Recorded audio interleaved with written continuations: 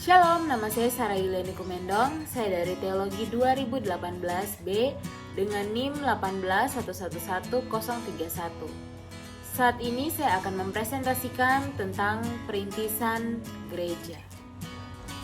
Baik, sekarang kita masuk ke pengertian perintisan gereja.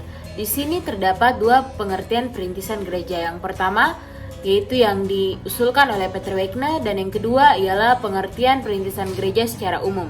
Jadi menurut Peter Wegner, perintisan gereja ialah suatu perkumpulan orang-orang percaya baru. Diibaratkan sebagai membuka sebuah jalan pintas yang baru. Dan yang kedua ialah perintisan gereja yang diutarakan secara umum, yaitu di mana usaha untuk membawa jemaat baru atau anggota baru yang dilakukan oleh anggota-anggota jemaat tersebut. Baik, di sini ada beberapa pandangan Alkitab tentang perintisan gereja. Yang pertama yaitu yang terdapat di dalam kitab Matius 16 ayat yang ke-18, di mana Allah mendirikan jemaatnya sendiri, dan tentang perumpamaan biji sesawi. Yang kedua terdapat di dalam kitab Kisah Para Rasul 2 ayat 41-47, bagaimana kita melihat bahwa banyak orang-orang yang menggabungkan diri kepada jemaat mula-mula. Baik teman-teman, kita masuk ke prinsip perintisan gereja menurut Alkitab atau Alkitabiah yang terdapat di dalam kitab Matius 28 ayatnya yang ke-19 sampai ke-20a. Yang pertama yang harus kita lakukan ialah kita pergilah agar kita bisa menjadikan mereka murid-murid. Yang kedua, kita menjadikan mereka murid atau mateteo. Dan yang ketiga, kita harus membaptis mereka atau baptiso. Di sini kita memproklamasikan bahwa kita adalah milik Kristus dan kita adalah orang yang percaya kepada Kristus. Baik teman-teman, sekarang kita masuk ke dua jenis pertumbuhan gereja. Di sini ada jenis kuantitatif dan jenis kualitatif. Jenis kuantitatif bagaimana kita melihat pertambahan gereja atau anggota-anggota jemaat yang semakin bertambah, dan yang kedua yaitu jenis kualitatif di mana kita melihat pertumbuhan rohani dari jemaat-jemaat tersebut semakin bertambah. Sebelum kita masuk ke pembahasan, pasti ada pertanyaan yang mengatakan mengapa perlu untuk kita merintis gereja. Di sini ada 3 alasan. Yang pertama yaitu prinsip reproduktif, dan yang kedua prinsip menabur dan menuai, serta yang ketiga prinsip amanat agung. Saya akan menjelaskan tentang 3 prinsip yang tadi sudah saya sebutkan. Yang pertama kita masuk ke prinsip reproduksi. Prinsip reproduksi ini terdapat di dalam Kejadian 1 ayatnya yang ke-12 tentang bagaimana kita beranak cucu dan menurut jenis masing-masing. Di sini pohon apel memperanakan pohon apel, kambing memperanakan kambing, serta gereja memperanakan gereja. Yang kedua kita masuk ke prinsip menabur dan menuai. Nah, di dalam prinsip menabur dan menuai ini kita sama-sama bisa membaca di dalam Amsal 11 ayatnya yang ke-24 tentang siapa yang menabur yang baik akan menuai yang baik. Dan juga di dalam Galatia 6 ayat 7-9 tentang dimana kita menabur banyak kita akan mendapat banyak, serta menabur sedikit akan mendapat sedikit. Baik teman-teman, kita masuk ke prinsip yang ketiga yang terakhir yaitu prinsip amanat agung. Nah, pertobatan kepada Kristus bukan hanya terjadi di gereja, tetapi terjadi di mana saja. Namun di gereja kita diajar, dilatih, dan didewasakan agar kita juga bisa memberitakan kabar tentang Kristus kemanapun itu. Dan kita semua tahu bahwa prinsip amanat agung terdapat dalam kitab Matius, serta juga terdapat di dalam kitab Kisah Para Rasul 1 ayatnya yang ke-8, di mana Tuhan akan memberikan kuasa kepada kita dan kita harus memberitakan kabar keselamatan dari Yudea, Samaria sampai ke ujung bumi. Baik teman-teman, kita masuk ke 4 metode perintisan gereja. Nah, di sini yang pertama yaitu perintisan gereja induk anak, yang kedua yaitu kita membentuk suatu pendalaman Alkitab, yang ketiga pelopor penanaman gereja atau perintisan gereja, dan yang keempat membentuk tim perintisan gereja dari gereja lokal. Baik teman-teman, saya akan jelaskan metode penanaman gereja secara umum. Seperti yang tadi sudah saya sebutkan ada 4 faktor, sekarang saya akan jelaskan. Faktor yang pertama ada induk anak. Jadi induk anak ini bagaimana gereja mengutus anggotanya ke daerah atau kota lain untuk membuka suatu cabang atau gereja yang baru. Yang kedua ada pendalaman Alkitab. Nah, bagaimana kita menggunakan pendalaman Alkitab sebagai suatu alat untuk dapat memenangkan jiwa-jiwa baru. Yang ketiga ada pelopor penanaman gereja. Nah, biasanya ini adalah pasangan suami istri yang muda dan kita membentuk mereka, mengajari mereka agar mereka dapat membuka jemaat baru atau mereka juga dapat menjangkau jiwa-jiwa yang baru. Dan yang keempat ialah membentuk suatu tim dari gereja untuk pergi ke pedalaman-pedalaman atau ke kota-kota lain juga agar mereka dapat melakukan suatu misi untuk menjangkau jiwa-jiwa baru dan menambah gereja-gereja baru. Baik, di sini juga ada beberapa alasan mengapa kita perlu untuk melakukan perintisan gereja. Yang pertama, perintisan gereja bersifat alkitabiah. Yang kedua, kita mempertahankan denominasi gereja lain. Dan yang ketiga, kita melahirkan pemimpin baru. Yang keempat, kita menstimulasi gereja-gereja.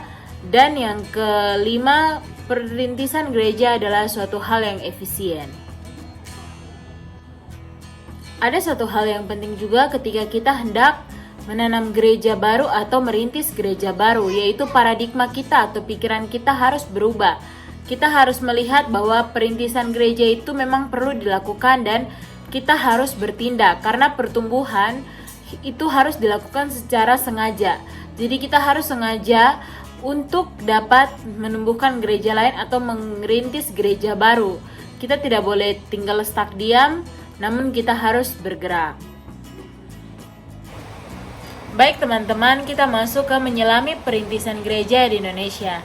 Di sini terdapat 4 faktor. Yang pertama ialah perintisan gereja adalah kasih karunia Allah. Yang kedua, perintisan gereja bukan semata hanya ilmu saja.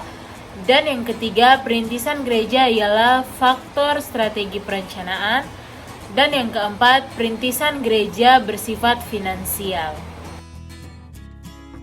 Nah, baik teman-teman, saya akan menjelaskan pengertian dari komunitas sel atau komsel. Nah, di sini yang dimaksud dengan komsel atau komunitas sel ialah bagaimana kita membentuk suatu kelompok dan mengumpulkan tiap-tiap individu atau pribadi yang membutuhkan kepedulian, yang membutuhkan pembimbingan di dalam iman mereka, dan kita mulai membina mereka, membimbing mereka agar mereka menjadi pribadi yang begitu kuat, pribadi yang imannya di dalam Kristus semakin kuat atau bertambah.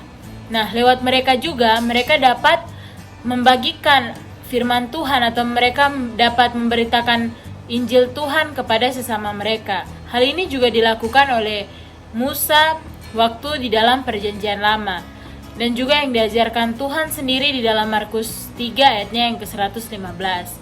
Bagaimana teman-teman kita bisa membacanya dan kita bisa dapat mengerti bahwa komsel ini memang sangat-sangat penting untuk kita lakukan secara bersama-sama. Baik teman-teman, kita bisa perhatikan bersama bahwa komsel atau komunitas sel ini ia berbeda dengan ibadah umum di gerejanya. Karena komsel ini dia berpusat di komunitas sel itu tersebut dan dia kecil, sedangkan gereja dia terbuka dan luas serta dia berpusat pada gereja. Nah, kita semua tahu bahwa komsel ini dia lebih akrab teman-teman. Karena dimana kita bisa lebih sharing tentang firman Tuhan, sharing tentang pengalaman, maupun kita bersaksi, itu kita lebih bisa terbuka satu dengan yang lainnya dan memberi masukan. Dan di situ juga kita tidak malu-malu untuk menyampaikan sesuatu. Namun ketika kita berada di gereja, tentu saja bahwa kita akan menjadi orang yang enggan untuk memberitakan tentang kebaikan Tuhan atau masalah kita, problema kita dalam kehidupan kita, sehingga kita menjadi canggung untuk berbicara. Nah, di sini saya sarankan bahwa memang benar-benar komsel ini sangat dibutuhkan untuk kita memulai atau merintis gereja. Karena dengan kita memulai suatu komsel atau komunitas sel, kita dapat menjaring jiwa-jiwa yang baru atau jiwa-jiwa yang lain juga, dan kita dapat membentuk suatu gereja kecil atau gereja mula-mula di mana komsel kita didirikan. Baik teman-teman, pertama-tama saya akan menjelaskan sejarah tentang komsel. Nah, komsel ini sendiri berdiri pada abad ke-18 yang dipelopori oleh Wesley. Nah, Wesley ini berhasil membuat komsel sebanyak 10.000 komsel, dan dia juga berhasil menjaring jiwa-jiwa yang terhilang tadinya dan mereka kembali kepada Kristus. Berikutnya, komsel ini diikuti oleh David Yonggi Cho. Nah, dia membuka komsel pertama kali pada tahun 1964 dan dia berhasil membuat jemaatnya bertambah hingga jumlah 3.400 orang. Nah, pada tahun ke-1990, David Yonggi Cho ini dia berhasil membuat komsel sebanyak 23.000 komsel. Ini mengalahkan jumlah komsel yang telah dibuat oleh Wesley itu sendiri. Nah, ini membuktikan bahwa komsel adalah salah satu hal yang sangat penting dilakukan ketika kita hendak membangun atau merintis suatu jemaat baru. Sebelum kita masuk ke materi selanjutnya, pasti di sini banyak sekali kan yang bertanya bahwa kenapa sih harus membuka komsel terlebih dahulu untuk merintis suatu gereja? Nah, teman-teman, menurut penelitian Christian Ashworth bahwa komsel ini sangat berpengaruh penting dalam merintis gereja. Lebih dari 1.000 gereja di 32 negara dan 5 benua, mereka sangat pesat pertumbuhannya ketika menggunakan komsel sebagai perintisan awal dari gereja tersebut.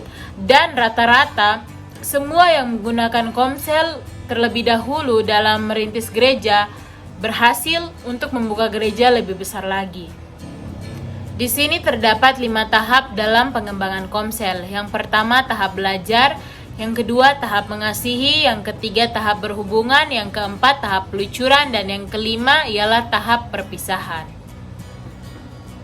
Baik teman-teman, di sini ada 4 faktor penting dalam menjalankan praktek komsel. Yang pertama ialah suasana. Kita harus melihat suasana yang baik untuk kita dapat melakukan komsel.